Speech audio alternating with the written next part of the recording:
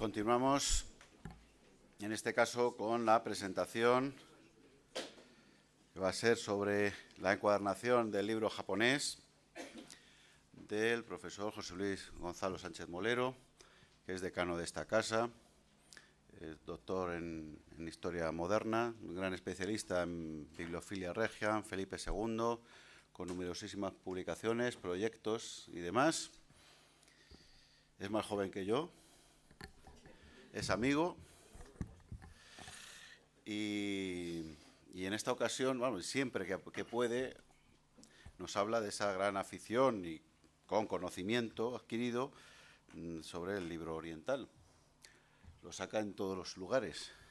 Aquí ha prometido hablarnos de la encuadernación del libro japonés.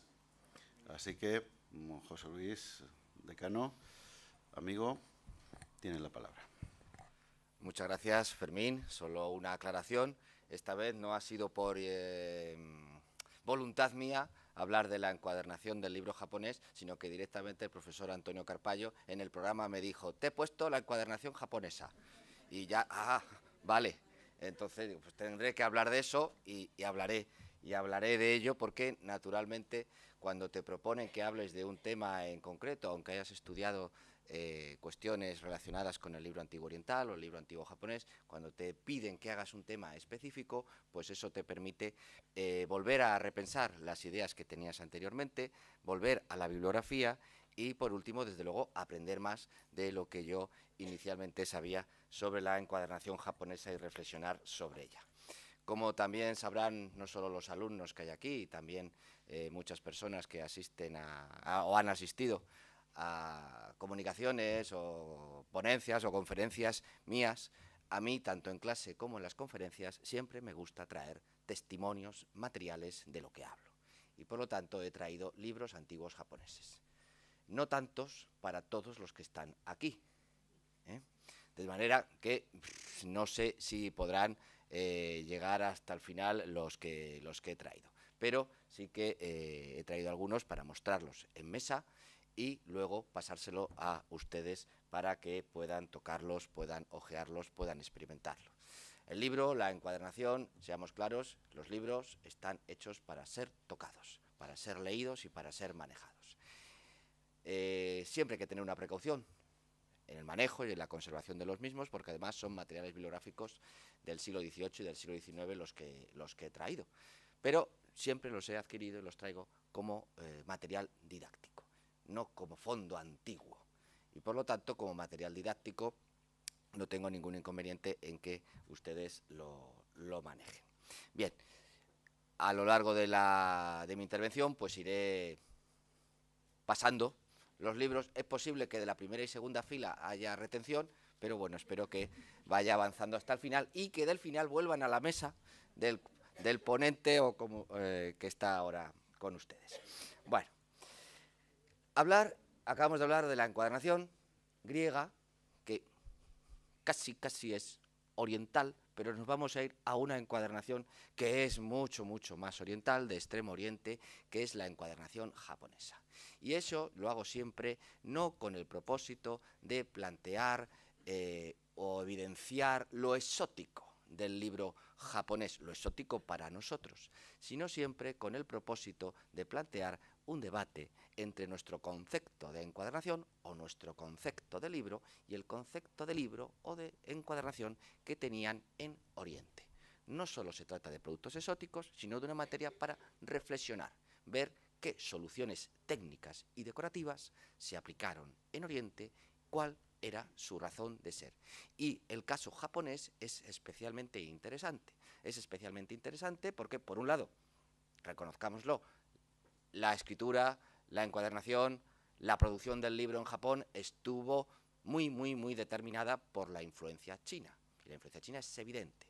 Pero también hay que tener en cuenta que Japón es un país que desde principios del siglo XVII hasta 1868 se aisló, no solo de Europa, sino que también de China en muchos aspectos. Y eso permitió que el desarrollo del libro y por lo tanto de la encuadernación en Japón adquiriera unas características propias. y desarrollaran algunos estilos, invenciones y técnicas que son exclusivamente japonesas, pero no solo autóctonas, sino que vamos a ver que incluso al final son mucho más modernas que las que se hacían en China y anteceden a tipos de encuadernación ilustrada europea que llamamos industrial y ya se producen en Japón aproximadamente 30 o 40 años antes de que se ocurra esa misma situación en Europa. Para comprender esos estilos ligatorios japoneses, hablaremos en primer lugar de los materiales. Los materiales de encuadernación en Japón no son exactamente los mismos que en Occidente. Hablaremos de los estilos de encuadernación más conocidos, el Kansuso, el Orihon, el Dechoso, el Teshyuyo y el Fukuro-toji. Y por último, haremos una reflexión sobre lo que rodea a la decoración, a la encuadernación, que son las cajas de libros, los honbako, los colores de las encuadernaciones y ya por último la decoración de las tapas. En esa estampa que tienen ustedes ahí, pues pueden ver a dos japonesas leyendo libros y esos libros, que son todos Fukuro-toji, desde aquí, sin embargo, ustedes pueden observar que tienen diferentes colores y uno de ellos está ilustrado. Hay un lenguaje cromático y una invención comercial en ese último libro ilustrado. Lo que trato es simplemente de que cuando vean un libro japonés o vean una de estas estampas donde aparecen libros, podamos interpretar qué es lo que están haciendo los personajes que están leyendo. Bien, esto que les voy a hablar siempre me gusta hacer una pequeña reivindicación nacionalista. Hoy la sinología, el estudio de Japón, desde el siglo XIX, con el expansionismo del imperio colonial británico, francés o alemán, incluso ruso hacia Asia, Siberia, pues ha estado dominado por estas potencias. En la British Library, pues evidentemente tenemos la Sutra del Diamante, en la Biblioteca Nacional de Francia tenemos grandes colecciones de manuscritos orientales, chinos fundamentalmente, y luego japoneses a partir del siglo XIX con la apertura del Japón a Occidente. Bueno, pero quienes primero van a estudiar, o al menos percatarse de que el libro oriental es diferente y hacen algunos estudios y análisis, son precisamente los españoles, porque las primeras, españoles y portugueses, porque las primeras potencias que llegan a China y Asia en el siglo XVI son precisamente Portugal y después España. Ahí solo he espigado dos textos. Uno es de un jesuita, Alonso Sánchez, que escribió una relación de las cosas particulares de la China, que es una relación que se conserva manuscrita. Y esa relación es una lista abreviada de cosas que él estuvo en Filipinas realmente, percibió o anotó de las peculiaridades de la cultura china. Y ese documento lo redactó para Felipe II. Una enfermedad que tenía, se lo redactó abreviado para que Felipe II leyera. Es un texto extenso, pero sí he puesto esa frase que tiene ahí. Tiene muchos libros, los chinos, de mano y muchos impresos, pero todos de muy mal papel y mal encuadernados y mal alienados. Y no deja de tener sentido. Ahora verán ustedes los libros japoneses, que son un poquito mejores que los chinos del 16, son bastante mejores. Pero para un occidental que en 1580-83 conoce un impreso de Plantino, pues ante un libro chino les sorprende la calidad del papel, lo llama baja calidad, la encuadernación, dice, si esto no tiene ni tapas de madera, ¿cómo puede ser esto un libro? No tiene broches, no está el cosido, ni hay cosido, pero no hay lomo. Es decir, le parece rústico, le parece arcaico para un occidental un libro japonés. O un libro chino en este caso. Pues sí, puede parecerle arcaico. Él no, todavía no lo voy a pasar. Él no se pregunta exactamente por qué. Dice, está mal alineado el texto. Bueno, es que la caligrafía china, la tipografía, el libro xilográfico chino, este japonés, estoy hablando, Sánchez no vio nunca un libro japonés que yo sepa, vio libros chinos que son imitación. Pero también los españoles vieron en Oriente otros materiales bibliográficos más curiosos, como son los libros poti, que se hacían con hojas de palma. En la Biblioteca del Escorial hay una magnífica colección de libros chinos impresos en torno a 1540, que le regalaron a Felipe II en 1578 y que era considerado una de las joyas de la Biblioteca del Escorial, aunque un poco como una joya exótica, algo como si tuviera un rinoceronte o un elefante, porque las descripciones de los libros son a veces, la Crónica de los Tres Reinos es traducida como libro de caballerías a lo chino, porque ven palacios y ven batallas, pues libro de caballerías a los chinos. Es la Crónica de los Tres Reinos, en realidad. Bueno, pues también en la Biblioteca del Escorial nos cuenta el padre Fray José de Sigüenza, en su Historia de la Orden de San Jerónimo de 1605, que tenían un libro poti, es decir, un libro escrito sobre hojas de palma. Y él, curiosamente, claro, como occidental, al ver ese libro escrito sobre hojas de palma, de palmera, pues le recuerda a Plinio, aquello que decía Plinio, que liber viene de corteza de árbol, porque los libros antiguos de los romanos estaban escritos sobre corteza de árbol.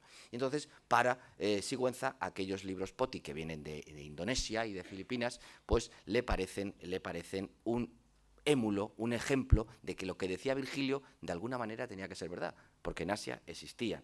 Dice, tenemos aquí uno de estos libros sobre corteza, unas cortezas o hojas, no sé qué son, largas como vainas de espadas o de dagas, cortadas todas a una medida, esaradas, quiere decir cinceladas, y grabadas en ellas con harto primor las letras, y después dado con cierto polvo o tinta, con que salen muy bien.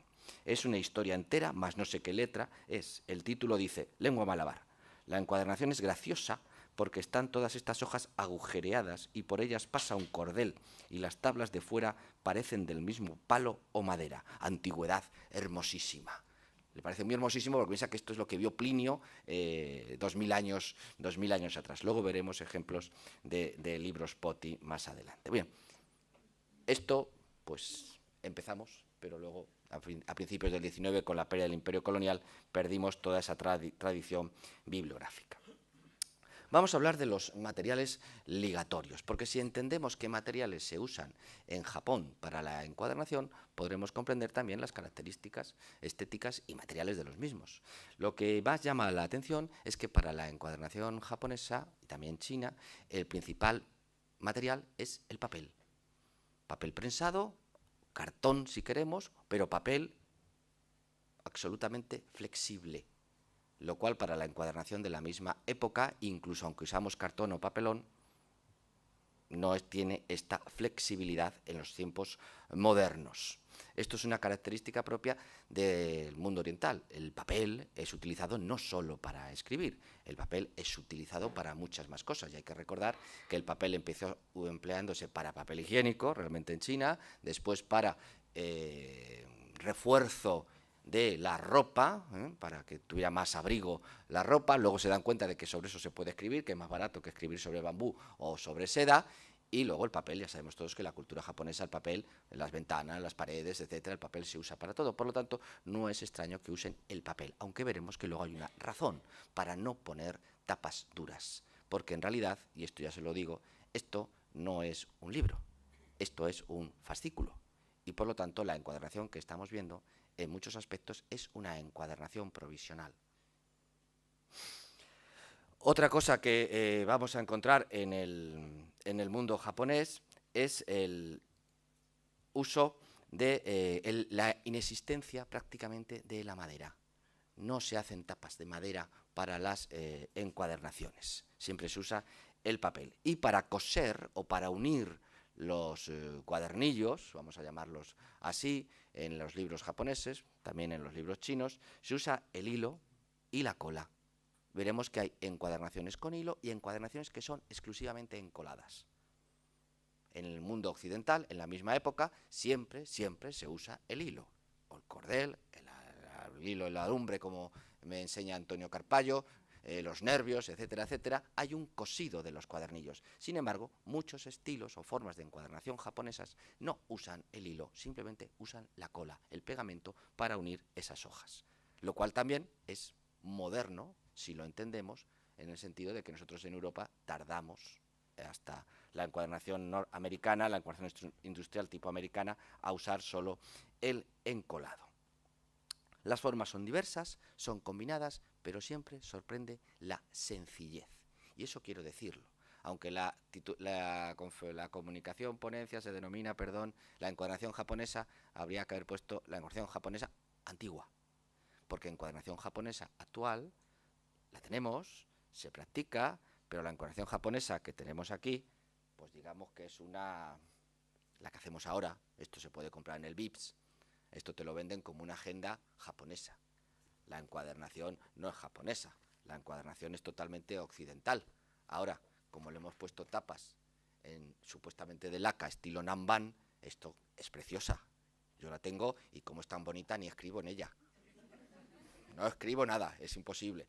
Preciosa, pero esto no se veía en Japón. Esto es una recreación de la encuadernación simplemente por el motivo decorativo exterior. Y luego, ayer, Adolfo Álvarez, nuestro catedrático jubilado de inglés y que lleva el taller de encuadernación de la facultad, en el sentido de que sigue restaurando las encuadernaciones de la biblioteca, pues también me dijo, yo lleva esta agenda que he hecho estilo japonés. Y claro, ¿es estilo japonés? Sí, el cosido, el hilo de rosca, no hay lomo. Luego ya vas a la tapa, es cartón, pero es un cartón duro, esto no tiene flexibilidad. Y luego ves que hace, claro, como no tiene flexibilidad, pues ha tenido que hacer una canaladura para que se pueda abrir. Un libro japonés no tiene ninguna canaladura. Lo voy a levantar, es decir, se abre perfectamente. Pero como él usa una cartulina gruesa, un cartón, pues entonces necesita hacer una canaladura. Y luego, eso sí, le ha puesto una ilustración. Y esa ilustración, eso sí que es ya propiamente japonés. No vamos a decir que es exótico, esto es como si fuera un gokan. Luego al final llegaremos y hablaremos de lo que es el gokan. Bueno, pues recreamos la encuadernación japonesa, pero ¿cómo eran realmente esas encuadernaciones que se hacían en talleres como el que tienen ustedes ahora en imagen, donde se trabaja de una manera, pues digamos, es una viñeta satírica realmente, de una manera totalmente alocada para producir muchos libros, muchas estampas y poder surtir al mercado? Y esto hay que tenerlo también en cuenta. Hay que ver la encuadernación japonesa como un producto que en su sencillez y en la rapidez de encuadernación se corresponde con la enorme demanda que había de libros. Una enorme demanda. Sin entender esa enorme demanda social, no se entendería por qué simplifican tanto los procesos de encuadernación. Dentro de que hay muchas combinaciones posibles, pero siempre son encuadernaciones sencillas. Por eso Alonso Sánchez dice, tienen muchos libros, pero mal escritos y mal encuadernados. Comparados con los occidentales, pues claro, no había tanto consumo en la misma época en Europa. El uso de papel precisamente facilitó que la producción de libros se abaratara. Aquí en Europa también hicimos lo mismo, fuimos quitando la tapa y usando el papelón para ir abaratando el coste. Eso en China y en Japón lo hacen mucho antes, vamos, prácticamente no usan la madera, excepto para libros poti que se usan en China, pero que no llegaron nunca a Japón. Por lo tanto, al usar el papel y no usar la madera, es mucho menos costosa. Otro elemento evidente es que no usan madera, pero tampoco usan cuero. No recubren con cuero sus libros. A eso está otra diferencia, es solo papel. Y la decoración que puede tener por encima el papelón vuelve a ser papel. Puede ser papel decorado, pero sigue siendo papel. Claro, ¿todo esto a qué se debe?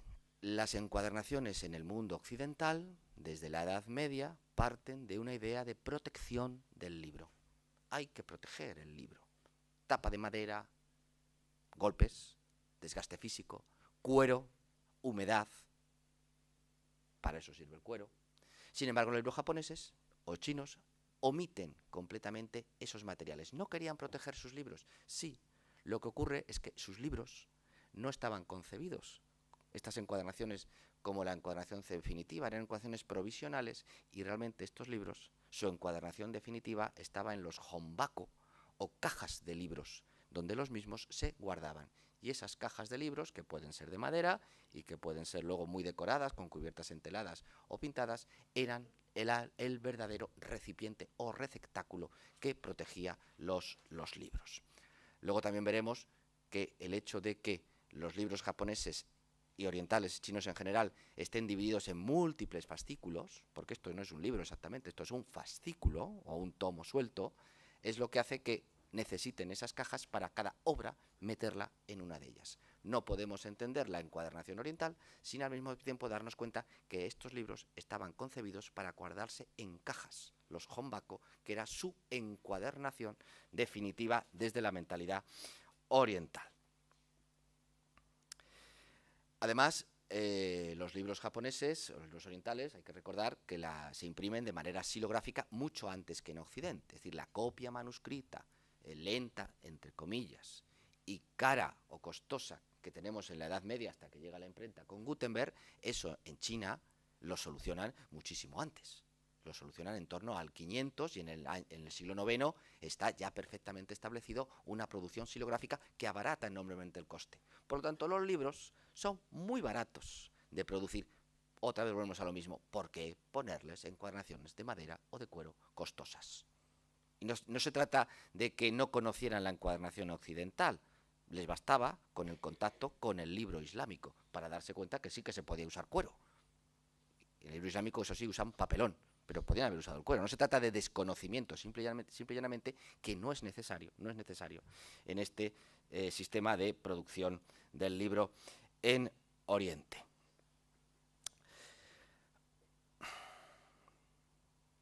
Como les decía, en los libros japoneses se suele usar un papel, que es el papel washi, sobre todo el fukurotoji, que es este formato, que es un papel que bien lo conocen los restauradores, el papel japonés, porque por su gran calidad natural hoy lo estamos utilizando para reintegrar, para restaurar nuestros libros europeos occidentales. Pero el papel washi o el papel japonés tiene un problemita, que querían libros que pesaran tan poco que es un papel prácticamente translúcido. Por lo tanto, solo se puede escribir o imprimir por uno de los lados del pliego, mientras que el pliego interior, la parte interior del pliego, vamos a llamarlo pliego, que como lo entenderíamos nosotros, queda en blanco, porque si no es translúcido realmente. Claro, esto hace que desaprovechen la mitad del espacio. Si tenemos en cuenta también que esto se imprime de manera xilográfica y el detalle que exige el trazado de un kanji, pues las letras, incluso de lejos, ustedes las pueden ver. Se usa mucho espacio.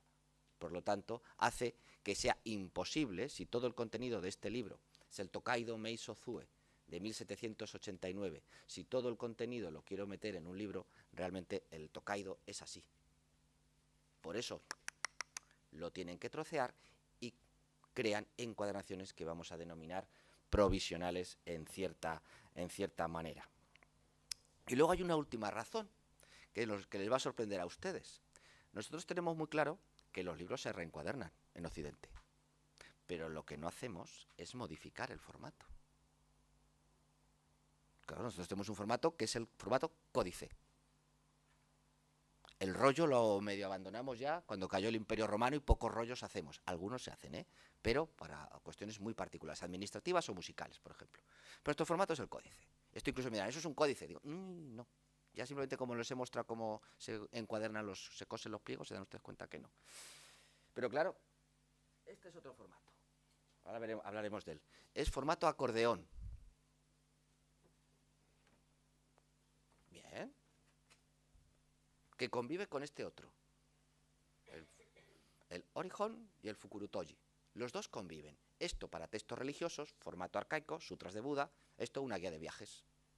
Flexible para poder llevar de viaje. Muy bien, estupendo. Bien, si yo les dijera que este libro lo puedo convertir en un Fukurotoji, o que este Orihon lo puedo convertir en un rollo, o que un rollo lo puedo convertir en un libro acordeón, o que un libro acordeón. ¿Cómo que usted puede hacer eso? Los japoneses, en la cultura japonesa, se hace. Por lo tanto, la encuadernación tiene todavía menos sentido hacerla definitiva, como tratamos nosotros de hacer en Occidente, y encuadernamos porque se rompe. No. Si yo este libro lo quiero convertir en un rollo, le quito las tapas y no es tan difícil, porque en el fondo un formato acordeón es un rollo que yo he plegado de una manera distinta. Por lo tanto, si yo no lo voy a hacer, ni lo hagan ustedes, pero esto lo puedo reconvertir en un rollo con gran facilidad. Mira, algo así podemos empezar a hacer. ¿A que sí? Uy. Claro, eso no se nos ocurre en Occidente. Pero en Oriente eso es sencillo, lo cual explica que las encuadernaciones tengan esa sencillez para poder hacer esa reconversión, una reconversión que el usuario, el lector decide. Eso lo decide el lector, no se decide en las bibliotecas o en las librerías, lo decide el lector. Este libro lo quiero así y lo cambio. Y en las bibliotecas japonesas se encuentran muchos ejemplos de libros reconvertidos en su formato y reencuadernados de nuevo según ese formato. Bueno, ¿qué formatos vamos a encontrar en Japón? Esos formatos librarios que luego son formatos de encuadernación. Esto lo quiero también decir. Claro, hablamos de formatos, estilos de encuadernación, tipologías de encuadernación. Cuando nosotros en Occidente hablamos de formatos, hablamos realmente folio, cuarto, octavo, dozavo, etc. Y sabemos que esos formatos los establecemos por el plegado de los cuadernillos. A eso lo denominamos formato. En Japón, formato es otra cosa totalmente distinta, porque no proviene del plegado de los cuadernillos y por lo tanto tienen otra terminología. Es la encuadernación lo que realmente funciona como un formato tal y como podríamos pensar en Occidente. Todos estos formatos van a llegar de China, no son originales. Luego los van a desarrollar de manera autóctona, pero todos llegan directamente de China. Por su arcaísmo, el que no llegó a emplearse es el formato POTI. Ahora veremos ejemplo, hojas de palma con un cordel por el centro de los laterales y con tapas de madera. Eso sí tiene tapas de madera. Ese tipo de formato no llegó, no se practicó en Japón, porque en China ya lo habían desechado mucho antes de que se produjera la llegada del budismo y de la escritura a las islas, al archipiélago de Japón. Tenemos el kansuso, que llamaremos rollo, tenemos el orihon, que es el acordeón, el dechoso, libros encolados, el tetsuyoso, libros cosidos, y por último el fukuru toji, de bolsillo, de saco, realmente es libro de saco, de bolsa, pero que podríamos traducir a nuestra mentalidad como encuadernaciones en rústica. Ahí tienen varios ejemplos, ya leeremos varios esquemas, ya iremos viéndolos de uno en uno. Para completar, yo les invito que entren en esta página del libro antiguo japonés, de la Universidad de Keio, donde vamos a ver si funciona internet, yo creo que sí. Es accesible a través de Google, si alguien quiere el enlace, pues se lo puedo proporcionar. Le digo para practicar, les voy a dar los libros, pero luego si ustedes quieren practicar, pues pueden practicar online con este juego que tenemos aquí, donde ustedes van a poder seleccionar por fechas o por formatos el orihon. Pues ahí tienen ustedes 3. Como no es igual que este, evidentemente, son los que tienen allí, pero pueden... esto lo voy a pasar enseguida. Este no les voy a poner los dientes más largos, este va a pasar enseguida. Bueno, esto sería un recurso electrónico y vamos a continuar con la exposición. Bueno. Los estilos japoneses de encuadernación los podemos agrupar a su vez en subgrupos. Ya he dicho que hay cosidos y hay encolados. Y efectivamente hay los 3 primeros formatos, el rollo, el acordeón y el dechoso. Las hojas se unen con cola, no se usa hilo. En los 2 últimos, el tetsuyoso, libros cosidos, y el fukuru toji, se utiliza hilo de cuerda. Los formatos dechoso, tetsuyoso y fukuru toji son todos formatos de estilo libro y se denominan colectivamente soshi. Claro, los otros, que son rollos o son libros en acordeón, entran en otro concepto. Esto no los llaman libro. Ellos mismos se distinguen claramente entre libro, que pues ya es nuestra idea de códice, soshi, y los otros 2 formatos. Y en los formatos de choso y tetsuyoso es habitual tener escritura a ambos lados de la página, mientras que en el fukuru toji, o en el rollo, o en el acordeón, solo se escribe por un lado de la página. Todo esto entra cronológicamente en una evolución cronológica, pero conviven a lo largo del tiempo. Esto es de 1800 y no es del año 800, aunque se creara en el año 800, pero esto se imprimió en 1800. Bueno, vamos a empezar con el primero, el kansuso o rollo, que proviene realmente del libro Poti, que se emplea en la India. Les he hablado antes del libro Poti, que es un sistema primitivo de encuadernación que fue llevado desde la India a China por los monjes budistas. En China las hojas de palma van a ser sustituidas por papel y en poco tiempo va a aparecer otro formato, que es el formato rollo. En China la hoja de palma es escasa, empiezan a usar láminas de bambú, y las láminas de bambú tienen la capacidad, vamos a decir, de, claro, hay que coserlas, se grapan entre ellas y al final lo que forman son rollos. El formato rollo aparece en China gracias a los libros de bambú, que se encuadernan de esta forma.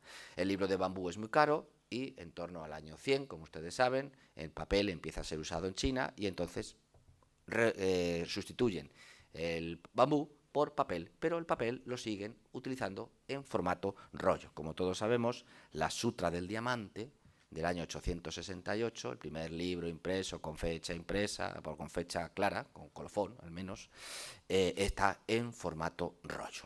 Formato rollo, por lo tanto, es el primer formato que llega a Japón. En Japón recibe la denominación de kansuso, también makimono o kansubon, y podemos ver varias partes en él, que no voy a dar los nombres, pues ya están aquí. Esta es la tira con la que se cierra el rollo. Aquí estaría lo que sería la córnua de un rollo romano. Realmente también necesita su córnua, no copia lo de los romanos, pero al final no es demasiado diferente de lo que sería un rollo romano, excepto que está hecho no con papiro, no con pergamino, sino que está hecho con papel. Es una delicia ver cómo los japoneses usan los rollos. Un rollo de papiro es un rollo de papiro que realmente cuando uno toca el papiro se da cuenta de que es algo que se puede craquelar, que se puede fragmentar, que se puede romper, hay que manejar con cierto cuidado. Sin embargo, un libro de papel, un rollo de papel, es con dos manos, con una facilidad enorme, lo despliegas hacia un lado, lo cierras hacia el otro, lo vas desplazando y realmente tiene una resistencia excepcional. Les ves manejarlo y te das cuenta de... Porque muchas veces uno tiene el libro antiguo oriental, pero si no ve realmente a un japonés ver cómo maneja el libro, pierde mucho, porque tú acabas utilizándolo como lo utilizarías en España, con una cierta brusquedad.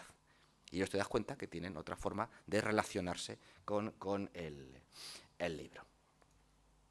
Bueno, los primeros rollos van a tener un contenido religioso, luego van a aparecer esos otros formatos que ya llamaríamos shoshi, y bueno, desde el siglo XVII los talleres nipones se van a especializar en la producción de rollos caligráficos o rollos amuleto, esto es realmente un rollo amuleto, o rollos artísticos, y no tanto en rollos literarios. Va poco a poco quedándose rollos amuletos, rollos caligráficos o rollos de carácter artístico. El siguiente formato que evoluciona del rollo es el orijón o acordeón. Realmente el formato acordeón es la evolución del rollo para convertirlo en un formato de viaje. Este tipo de formato, y es el que ya voy a pasar, permite convertir un rollo, que comparte con el rollo, como ven ustedes, que no se escribe por los dos lados, pero si yo un rollo me lo quiero llevar de viaje, el rollo si yo me lo llevo de viaje, en la maleta, en el cuerpo, donde sea, lo que voy a hacer es aplastarlo, quiera o no, de alguna forma. Por lo tanto, dijeron, pues aplastémoslo ya. Pero aplastémoslo bien. Como lo tienen que aplastar bien, pues entonces una característica es que los libros en acordeón son de un papel mucho más grueso que los libros fukurutoji.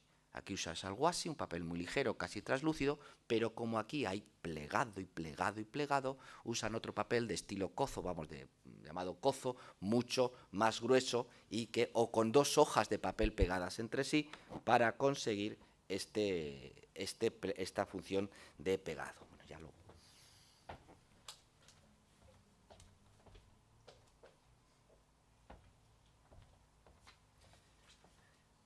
En época japonesa, cuando ya llegan los formatos kozo, el formato acordeón, lo que nos encontramos es que se dedica sobre todo o para sutras de Buda, como es la que está ahora pasando por las manos de la primera fila, de las personas que están en primera fila, pero también lo van a usar para, este es el que tienen ahí, las sutras de Buda, hacia 1800, pero también lo van a usar para calendarios y horóscopos, como este que está en mi colección, o esta señorita en una estampa de ukiyo-e que está precisamente leyendo un calendario como el que aparece en escena.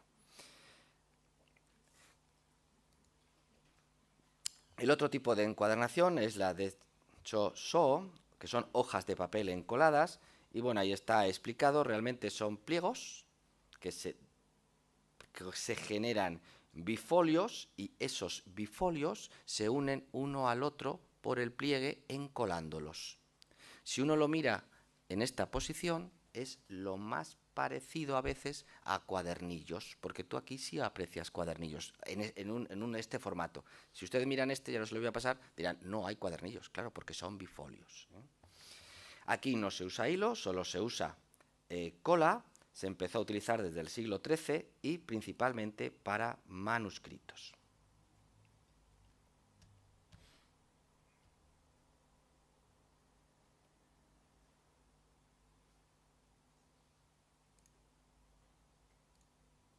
Aquí tienen un ejemplo. El otro, el de los libros cosidos o texioso, las hojas de papel se agrupan formando ya cuadernillos mucho más grandes, porque son normalmente de 5 pliegos que se van, nosotros diríamos, encartando, y doblándolos para formar fascículos o cuadernillos que ellos llaman ori. Si hay que añadir más hojas, pues se añaden más hojas. Y esto ya sí va cosido. Por el centro se hacen 2 incisiones donde se mete el cosido. Realmente están cosidos por el centro. Y luego todo el conjunto se cose finalmente a las tapas. Esto en alguna ocasión se le ha llamado el antecedente del libro occidental, o incluso se le ha llamado encuadernación occidental, porque da la sensación de que son cuadernillos cosidos. Son cuadernillos cosidos, realmente, son cuadernillos cosidos. Y ya vamos a llegar a los 2 últimos estilos que quiero tratarles, que es el fukurutoji, de bolsillo o rústica, donde el sistema de encuadernación realmente son pliegos, bifolios, sueltos, uno a uno, que debido a la transparencia del papel, el traslace translúcido, se quedan en blanco, es decir, parecen intonsos. Si uno lo mira a un occidental, piensa, esto es intonso. Da la sensación de que hay que... Y en la biblioteca del Escorial hay algún libro chino que el bibliotecario empezó a desbarbarlo, bueno, a cortarlo, hasta que a la mitad más o menos se dio cuenta de que por detrás no había nada. Pero tardó medio libro en darse cuenta de que no era necesario realizar esa función. Bueno, este es el fukurutoji. Se lo voy pasando. Y el fukurutoji es el que genera este tipo de cosido, que es el que realmente reproducimos todos. Ese es el mismo cosido sencillo, a la rosca, que es el que reproducimos habitualmente. Porque es el que en el siglo XVII, XVIII y XIX el 90% de los libros se encuadernaban en este formato fukurutoji. Y ya para terminar, punto cuarto, ya estoy en el punto cuarto, parecía que no iba a llegar, pero ya he llegado al punto cuarto, vamos a hablar de lo que rodea a los libros. Les he hablado de que las cubiertas de papel eran necesarias, o era habitual, porque realmente donde guardaban los libros era en esto, en los honbaku, o cajas para libros. Estas eran las verdaderas encuadernaciones, y era donde realmente estaba la protección del libro, podía ser simplemente madera, o donde estaba la decoración exterior, porque lo podíamos poner con cubiertas enteladas o cubiertas textiles, que era lo que le daba el aspecto bonito a una biblioteca, la sucesión de cajas con los libros. También hay que decir que cada uno de los formatos y encuadernaciones que hemos visto tenían un tipo de lector y una encuadernación específica. Un lector religioso, un lector viajero, un lector comerciante, un lector erudito, etcétera, etcétera. El formato, pero también había otros lenguajes que permitían al lector, al comprador de libros en una librería, identificar la temática de los mismos o el interés que podía tener. Porque también, si ustedes se han dado cuenta, vamos a pasar otro fukurutoji, para que así haya más. Los dos son guías de viajes.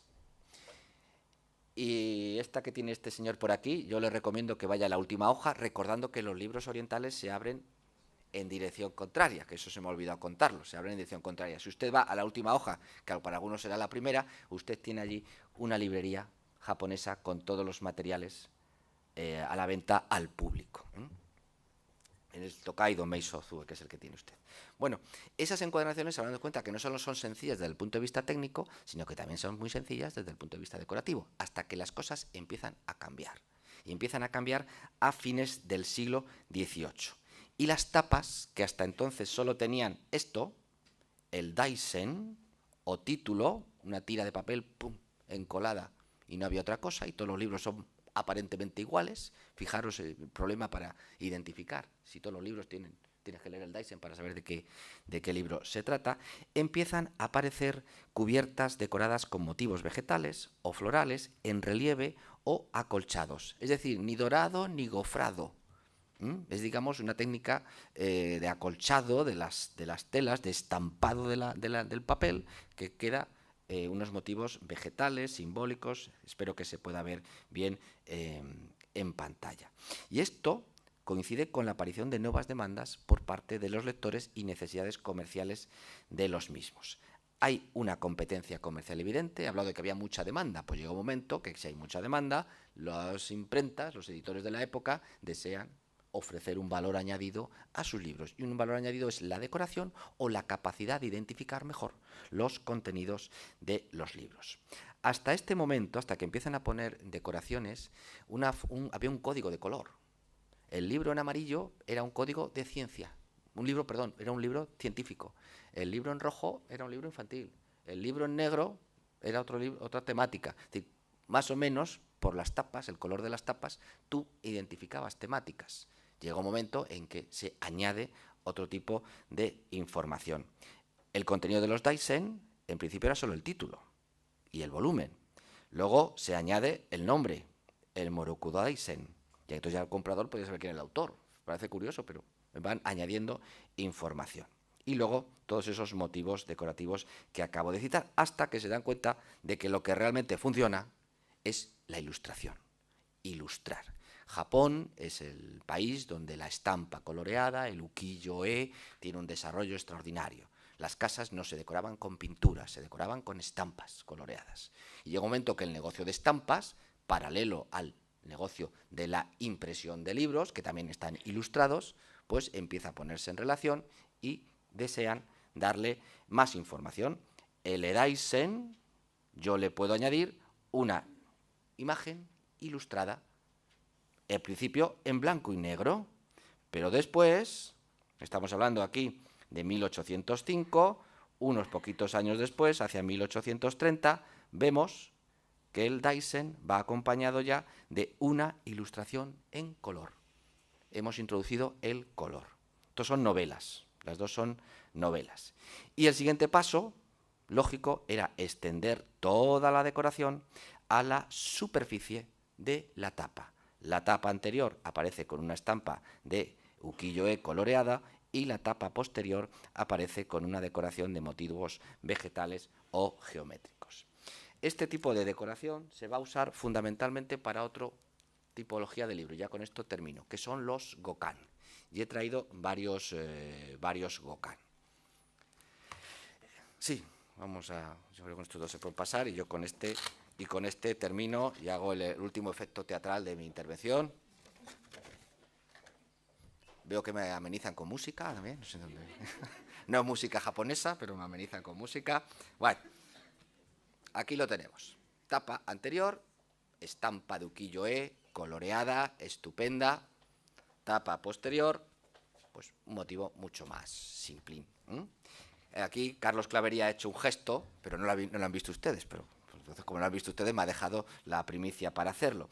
Estos libros se gastaba tanto, en realidad ese es el origen del manga, son como fotonovelas, casi cómics, donde la imagen es mucho más importante que el texto. Esto es una novelita popular, muy popular, que se vendía por las calles. Vender por las calles estas novelitas, diciendo aquí la novela de la geisha y el samurái, y el de al lado, aquí la otra novela de la geisha y el samurái, dices, pues valor comercial, marketing nulo.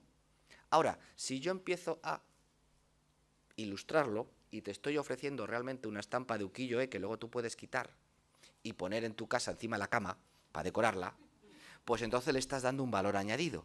Pero es que también hay otra razón para ilustrar estos. Se gastan muchísimo, si se dan ustedes cuenta, en estas tapas, que es el tipo de encuadernación occidental que tenemos actualmente, lo de poner tapas ilustradas alusivas al contenido del libro, es la encuadernación industrial occidental, pero esto se produce en torno a 1830-1850 en Japón. Estos libritos son muy pequeñitos, ya hemos dicho que no abarcan todo el contenido, si encima tiene mucha ilustración, aquí está toda la novelita entera. No, este Gokkan aquí no está toda la novelita, realmente se vendía como coleccionables, como folletines que luego también aparecen en Europa. Y para fidelizar a ese lector, estas ilustraciones, compras el primer volumen y tienes que comprar el segundo volumen porque si no, no completan la escena. Y el tercero, y el cuarto, y el quinto. Yo siempre compro 2, porque los 2 son baratos, está incompleto. Claro, que cuando son 4, cuando son 5, cuando son 6 ya es imposible comprarlos para mí. Y por lo tanto, siempre me acabo quedando con 2 ejemplares. Bueno, y ya, aquí tienen más ejemplos de los Gokkan, que les acabo de citar, para que vean que dentro de lo exótico, que dentro de las diferencias materiales que existen entre la encuadernación occidental y la encuadernación japonesa, en unos determinados momentos, como en este caso, la encuadernación japonesa se convierte en antecedente de encuadernaciones industriales ilustradas europeas, que tenemos magníficos ejemplos en nuestras bibliotecas. Y bueno, ya con esto, ahí está el efecto, y ya con esto termino. Muchas gracias.